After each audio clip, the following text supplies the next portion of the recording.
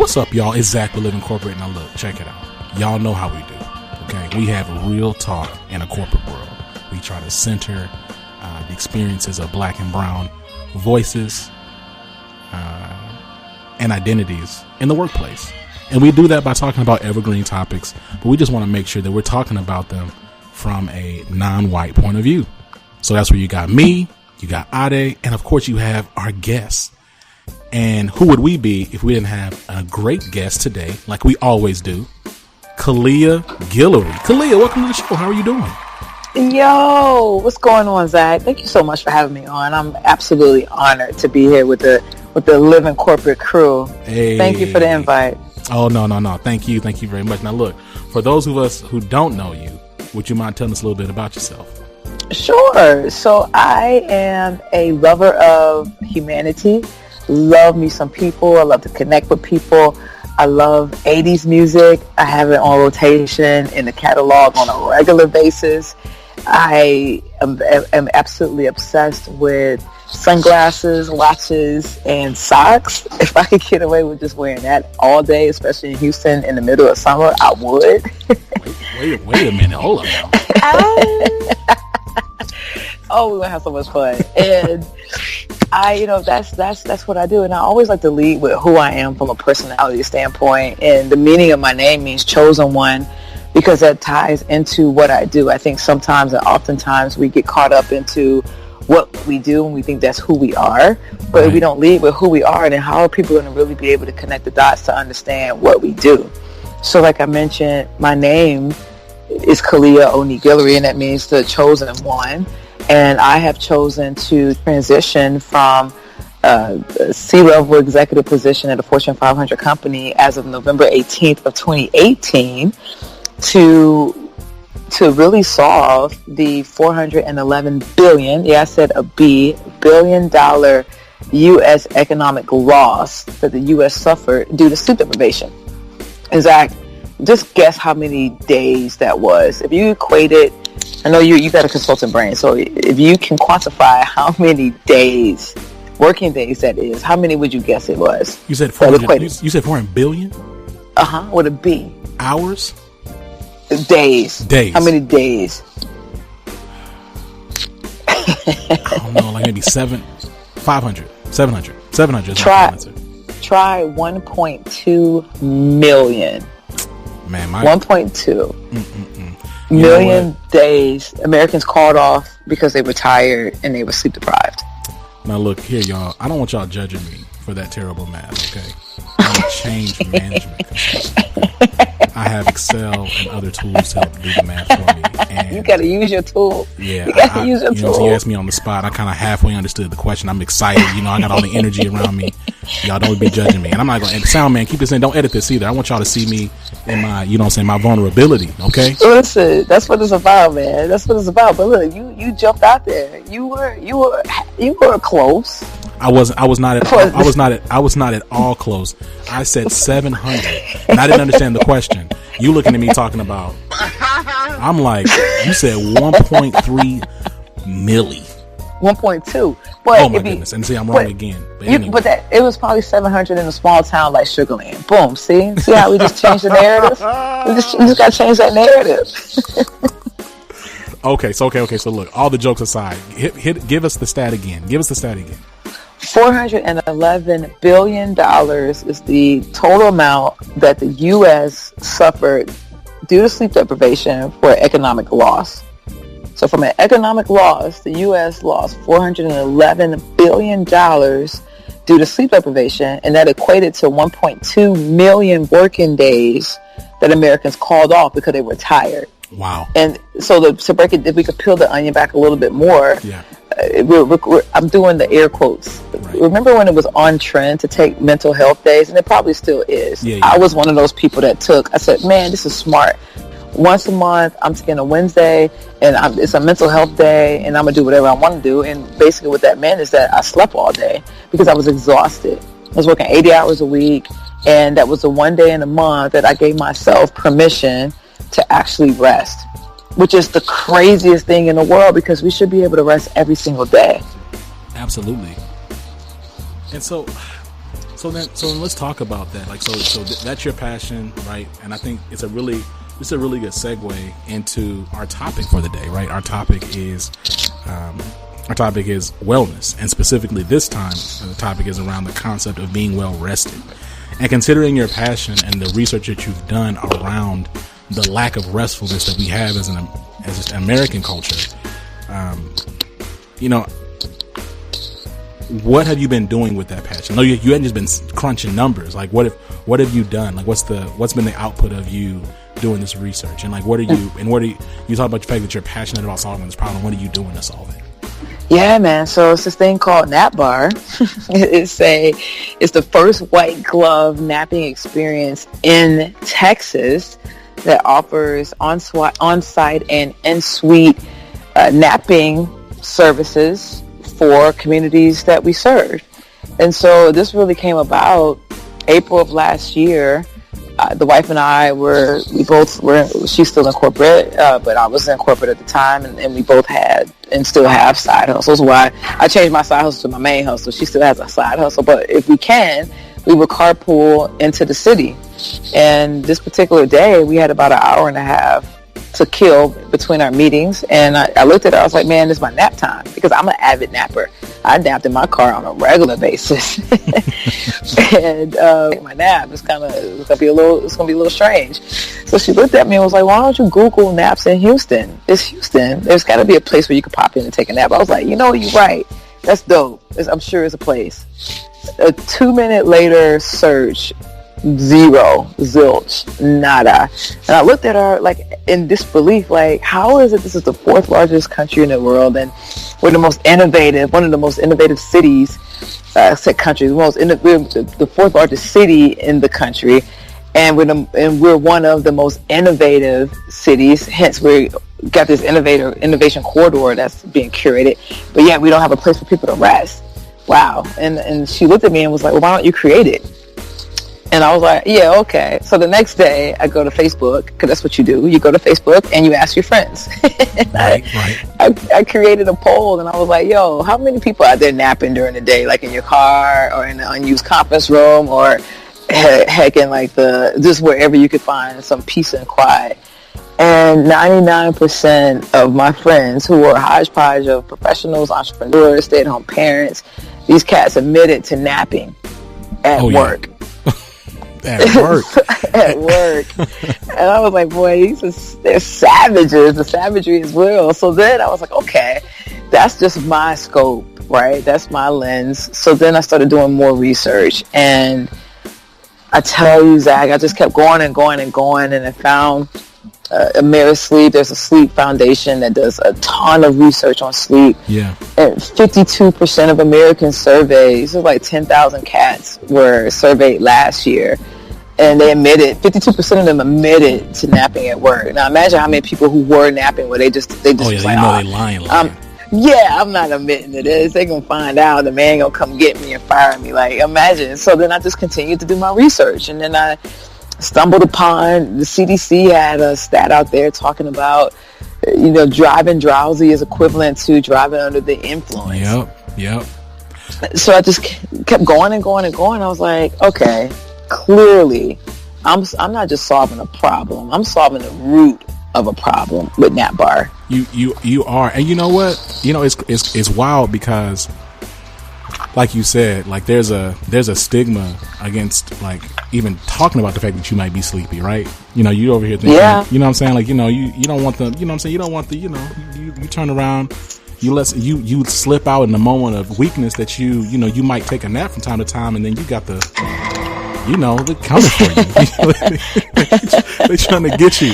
And it's wild though, because I also think, really honestly, like, shout out to you, because really, believe it or not, and I'm sure you already noticed, is that like you're actually pushing against like the capitalistic society, like culture and like foundation that we work on, because part of just this work centric culture that we have is just pushing your body until you break, right? Like, yeah.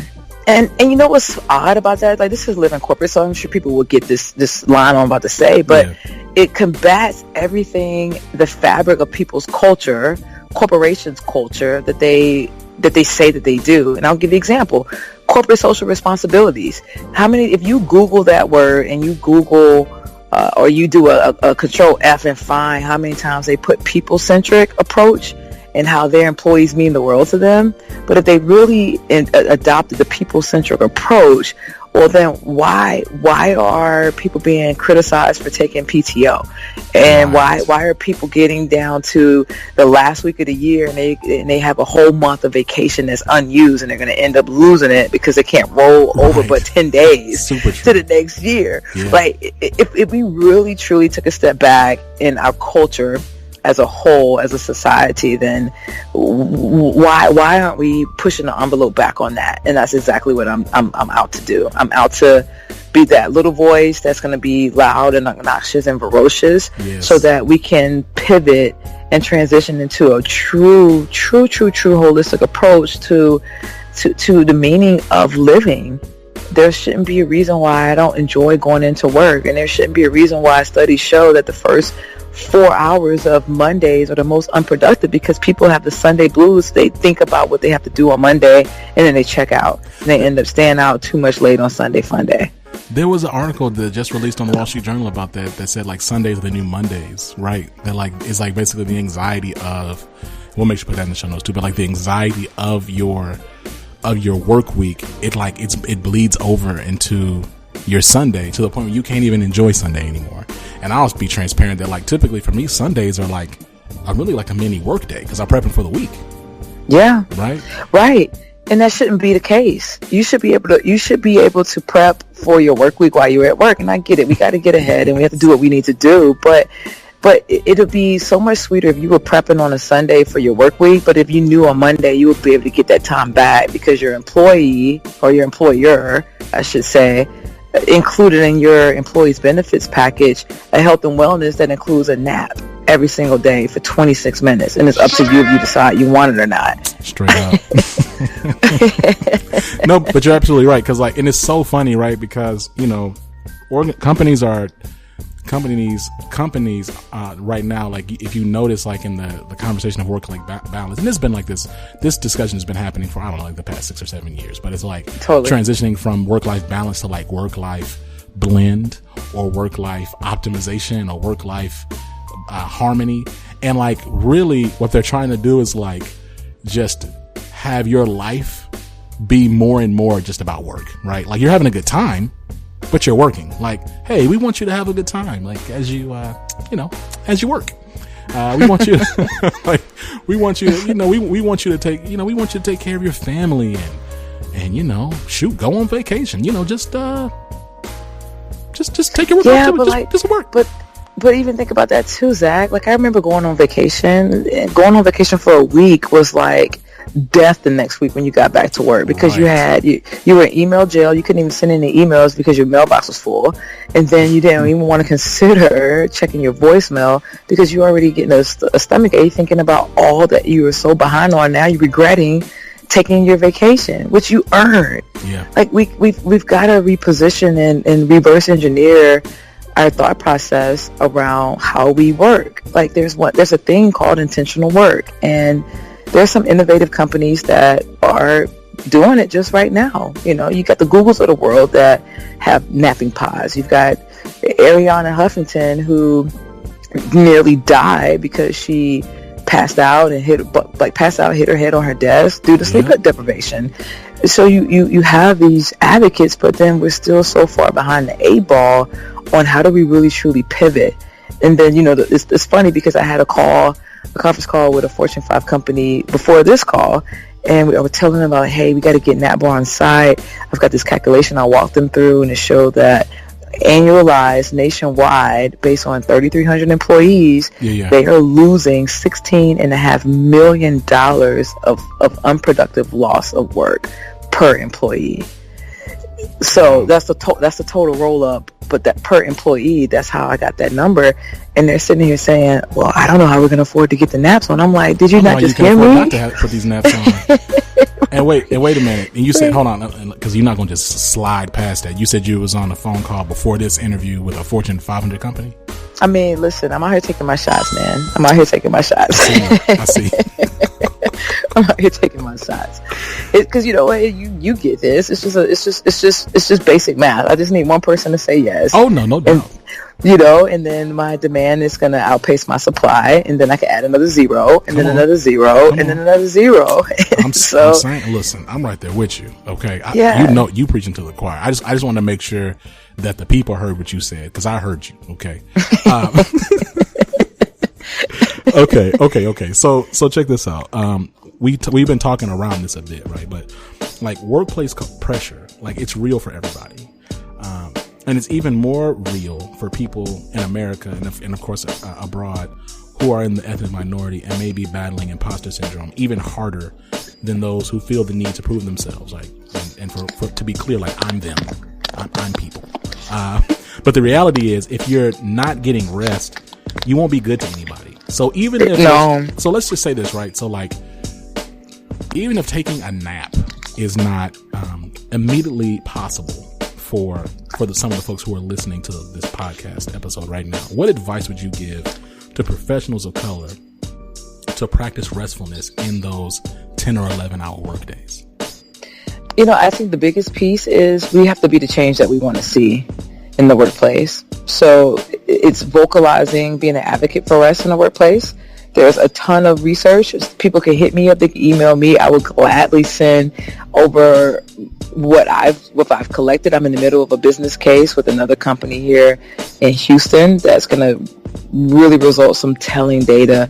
It's almost going to slap people in the face if they say no. We don't want to give our people naps at work. I mean, this business case is constructed in such a way to where it's going to be hard for people to say no. But I would say how I got to this business case and in a collaboration with this particular organization is because an employee who had only been there for 3 months, a minority man, he was in his one-on-one with his manager, and his manager said, well, hey, how's the past 3 months going? And he said, man, it's been quite an adjustment coming from college to corporate world, and I'm working 60, 70 hours a week, and it's been quite of an adjustment. I wish there was just a time I could just, take a nap. And his manager said, well, I'll say he wasn't a manager because this was a leader comment.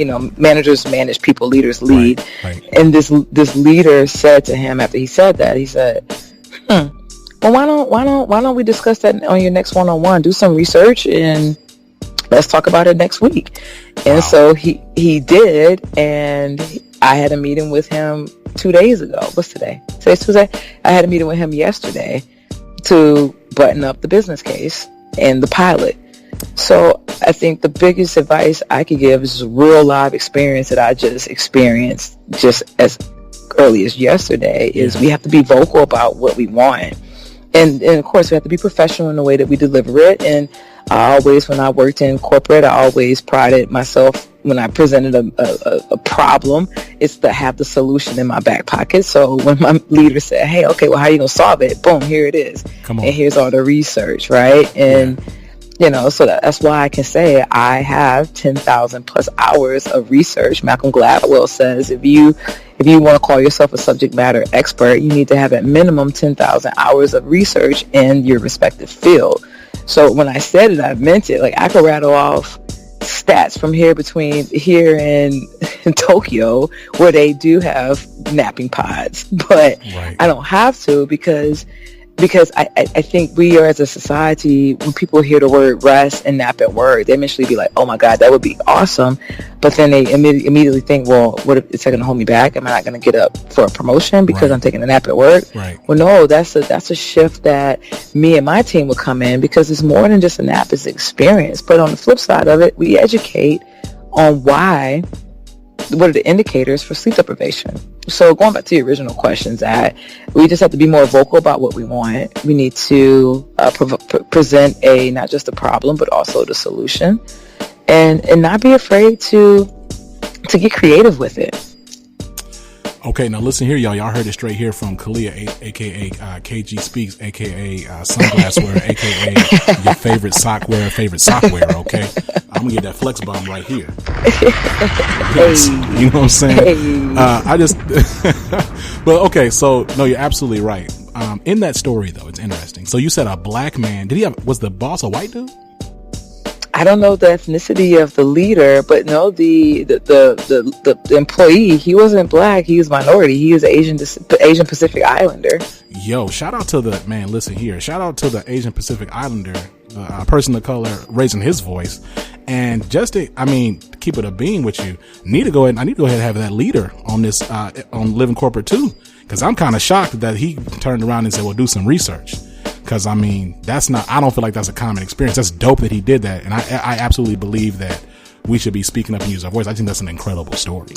We need more of that. And that's why I shared it, because we need more of that on both sides of the table. We need more of that from a leadership standpoint, more of that of empowerment from an employee standpoint, because you're right. And then not only that, he sent me an email. The employee said, hey, it's a goal. And my leader wants to come and check it out too. And I was like, please, let's go. Tell me when and where. Tell me what time. I know where. Just tell me when. Boy, because let me tell you, just my experience. Khalil, let me walk up in somewhere and tell my oftentimes not minority boss that I want to take a nap at work. Boy, they look at me like, like it's like, what? You are killing it with these sound effects. Like, I want to come over and see what software you're using, because you are killing it. Man, I'm serious though. You just looking at them like, what more do you want from me?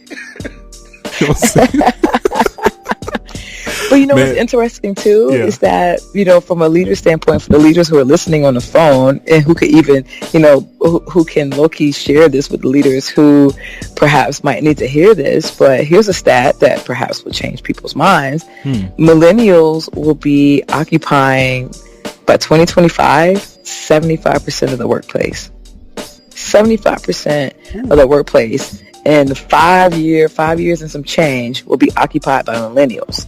Now, what do we know about millennials? Well, out of the survey that I saw, 53% of them stated that they value health and wellness above work, spirituality, and even their friendships. Straight up. Health and wellness, number one, over work, spirituality, and their friends. So if I'm an executive at a corporation, and I know in the next 5.5 years, the folks I have on my bench right now that I'm grooming, they value work, but it's not more than their health and wellness.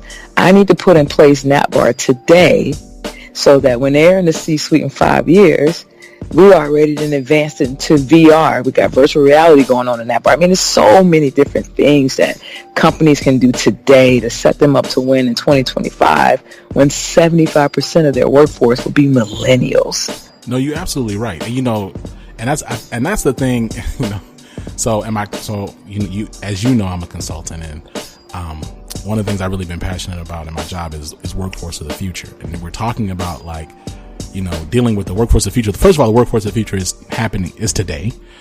But the idea of the fact that folks will leave, this generation of people, and not even thinking about what Gen Z gonna be doing. I don't know what they listen. Hey yo, my siblings Gen Z, I'd be looking at them like, I don't know. Ooh, I'm scared. I'm scared of y'all. Y'all. Ooh. But we will leave. They're reckless, but they're courageous with it. I love it. No. It's not a knock. It's just like a wow. I'm not prepared. But millennials though, and I would venture to say it's going to be even more so with Gen Z. We will quit a job. You know what I'm saying? In a heartbeat. They'd be like, hey, Bobby, if you don't stop taking these naps. You don't stop taking these naps, we're gonna have to let you go. He turned around talking about something. We need to move Lonzo. That ain't no problem. Yeah, you know why? Because they were already researching on their phone the companies that are innovative and progressive that probably already have nap pods. Listen, they gonna be pulling up just like that Indeed commercial that just dropped with that white lady. She got passed over for that job, and I don't know if you've seen it yet. It's wild. It's crazy. But anyway, he gets passed over for the job, and everybody clapping. It's clear she got passed over the job. She over here smirking at her phone. Indeed app already talking about interview secured. I said, ooh, and I ooh. That's funny. Now that's funny. It's super funny, but you're right. But it's going to be a critical. It's going to be a pillar of human capital management, of talent management. this wellness piece. And it can't just be, hey, you can take time off, but you kind of can work on this. No, like it needs to be explicit, intentional, purposed policies that reinforce true wellness. Totally. Okay, now look, this has been a dope conversation, and you've already been a friend of the show. And I didn't even give you your air horns at the top for the dope piece that you wrote back in season 1 about coming out of the proverbial closet, man. Shout out to you. Damn, man. You know what I'm saying? We didn't even give you your props at the top. So, again, you're a friend of the show. You're appreciated here. Before we let you go, any parting words or shout outs? Man, shout out to the tribe, the folks who show up, the folks who, and here's the thing, people show up, they don't have to show up. So when they do, we have to ooze with gratitude for that. So I'm absolutely oozing with gratitude for my tribe, for showing up, and not just for showing up, but for also holding me accountable for the likes, for the shares, for the atta girls. I mean, those things matter when you literally jump off the cliff and you have no idea how to open your parachute, but you can trust that your tribe, your network will catch you before you fall. So shout out to all the folks who have ever liked, commented, shared, sent me an encouraging DM. I appreciate you so much, and I'm sending that vibe and that love right back out to you. And for those of you who are sitting on $1 billion idea that's going to solve $1 trillion problem, I say go. Just go. You're not going to have it all figured out, but you'll be able to figure it out along the way, and assemble yourself an advisory board team yesterday, because that's going to be the people who will be in the trenches with you, that will roll up their sleeves with you and fight till the end to make sure that they believe in not just you, but in your vision. Come on now. Yeah, man, that's the motto. That's the motto, man. I don't even have any, because I just got finger snaps, That's the motto. Like my legit motto is, why duplicate mediocrity when we can borrow genius? Come on now. So why not surround yourself with genius all around, who have access to things you don't have access to, or who have embarked on the journey that you're looking to embark on? Hey, it's a clear definition of working smarter and not harder. No, absolutely. Now, of course, we're gonna have all your information in the show notes. But why don't you go ahead and let us know where we can find you, where we can connect with you, where we can learn more about you. Bad. So for Nap Bar specific, go to www.napbarnow.com. There you can also follow us on Twitter at NapBarNow, Instagram, LinkedIn, Facebook, we're at NapBarHOU. And for anything and all things KOG Speaks, which I am a certified diverse speaker, and I speak on diversity and inclusion, performance, leadership, change management. You can catch all of my work there at www.kogpassion.com. And then my handles on LinkedIn, Instagram, Twitter, Facebook is KOG Speaks. Come on now. Now look, this has been great. And that does it for us, y'all. So thank y'all for joining us on the Living Corporate Podcast. Make sure to follow us on Instagram at Living Corporate, Twitter at Living Corporate_pod. Subscribe to our newsletter through living-corporate.com. Now, please say the dash. Now, look, Kalia, it's wild because, we own actually all the Living Corporate variations. So like livingcorporate.tv, livingcorporate.co, livingcorporate.net. We even got like livingcorporate.org. We don't have livingcorporate.com because Australia still has livingcorporate.com. They ain't letting that go. You're not going to negotiate the 5,000. Do you know that? I don't know how brolic the brand would need to be for us to walk up to a continent and be like, hey, yo, come off that domain. I don't know, but maybe one day. That's the goal. I feel like the day that we can Debo Australia for our domain. That's the day. That's when you arrive. That's when you arrive. That's the day you arrive. Right. I'm saying. Okay. So look, if you had a question you'd like for us to answer and read on the show, make sure you email us at livingcorppodcast@gmail.com, or you can just DM us on anything. You know what I'm saying? Our DM's wide open. Like, we're just trying to talk to you. You know what I'm saying? Now, look, this has been Zach, and you've been talking with Kalia Guillory, okay? Founder and CEO of the Nap Bar. Make sure you check out all of her information. It's going to be all in the show notes. Do not forget. Listen, I'm talking to y'all right now. Sound man, stop the music. Listen.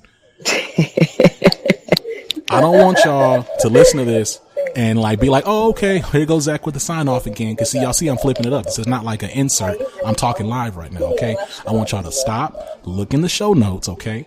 And click it. I'm trying to be aggressive with y'all. Okay. I'm not trying to do nothing extra. Okay. I'm not dangerous. I promise. I'm just telling you, you know what I'm saying? Get the information.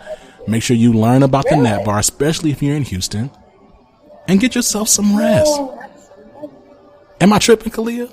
No. All right. Not at all, bro. Not at all. All right. Well, dope. Well, look here. Until next time, talk to y'all soon. Love y'all. Peace. Peace. Living Corporate is a podcast by Living Corporate LLC. Our logo was designed by David Dawkins. Our theme music was produced by Ken Brown. Additional music production by Antoine Franklin from Musical Elevation. Post-production is handled by Jeremy Jackson. Got a topic suggestion? Email us at livingcorporatepodcast@gmail.com. You can find us online on Twitter, Facebook, Instagram, and living-corporate.com. Thanks for listening. Stay tuned.